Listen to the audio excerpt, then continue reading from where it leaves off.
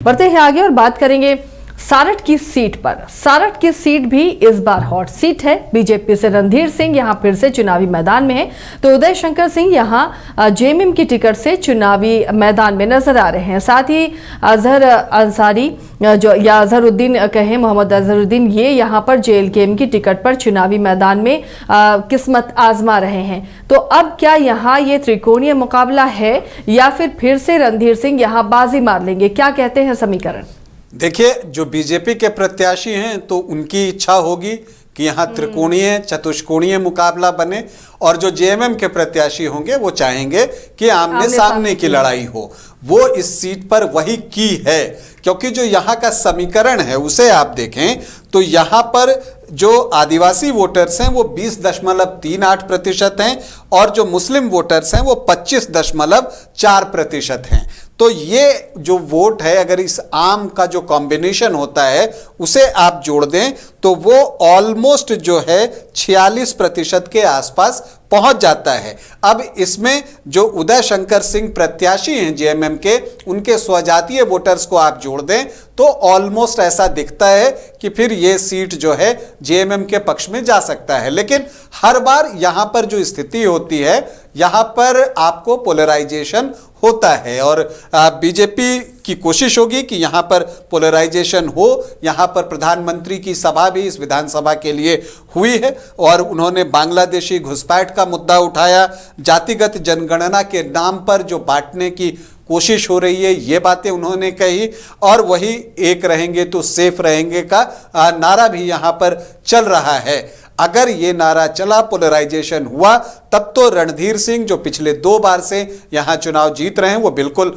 मुकाबले में रहेंगे और उसमें वो जीत भी हासिल कर सकते हैं। क्योंकि देखिए, जो ट्राइबल वोटर्स हैं, जब आप घुसपैठियों की बात करते हैं और कहते हैं कि आदिवासियों की संख्या गिर रही है, अगर ये बातें आदिवासियों को भी अपील कर जाएं तो फिर उसमें से भी वोट कम होता है और वो आपकी तरफ आने लगता है। तो इस बात का जो आप कह लीजिए भरोसा होगा रणधीर सिंह को। लेकिन यहां पर एक टफ फाइट है, लेकिन मुश्किलें उदय शंकर सिंह के लिए भी कम नहीं है। अब क्यों नहीं है?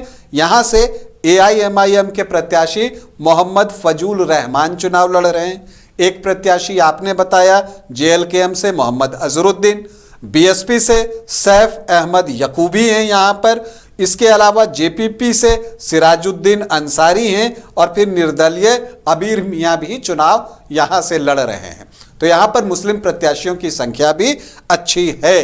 अब इस 25.4% वोट में से एआईएमआईएम, जेएलकेएम, बीएसपी कितना वोट निकालती है, इस पर भी बहुत कुछ निर्भर करेगा। और अगर इसमें से वोट कम होने शुरू हुए और जो बीजेपी का जो मुद्दा है इस बार के चुनाव का, वो अगर ट्राइबल पॉपुलेशन को अपील करता है, आदिवासियों को, तो उसमें से जो वोट निकलने शुरू हुए, हालांकि पहले से भी आदिवासी दोनों तरफ वोट करते हैं और रणधीर सिंह ने यहाँ पर आदिवासी सम्मेलन भी किया है, तो अगर उसमें से वोट निकलने शुरू हो गए और इधर मुस्लिम वोटों में से एआईएमआईएम, जेएलकेएम, बीएसपी ने वोट काटे, तब फिर वैसी परिस्थिति में रणधीर सिंह की जो स्थिति है वो थोड़ी मजबूत हो जाएगी। लेकिन ये सारी चीजें प्रोबेबिलिटी पर जो है निर्भर करती हैं कि यदि ऐसा होगा तब वैसा होगा। समीकरण आपको जेएमएम को फेवर करता हुआ दिखेगा, लेकिन चूंकि यहां पर पोलराइजेशन होता रहा है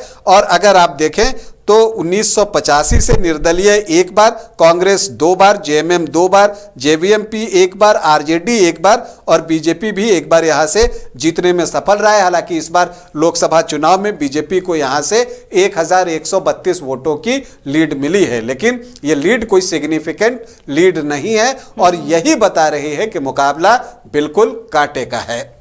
चलिए, तो ये समीकरण रहा इस बार सारठ की सीट में और मुकाबला कांटे का इन तमाम हॉट सीटों पर है। एक सीट पर हमने चर्चा की है, आगे भी हम चर्चा करेंगे बची हुई सीटों पर और बताएंगे वहां पर क्या समीकरण काम कर रहे हैं। और न्यूज बाइस्कोप पर आप इलेक्शन से जुड़ी हुई तमाम ताजा तरीन अपडेट देखते रहिए। फिलहाल इस कार्यक्रम में इतना ही, हमें दीजिए इजाजत।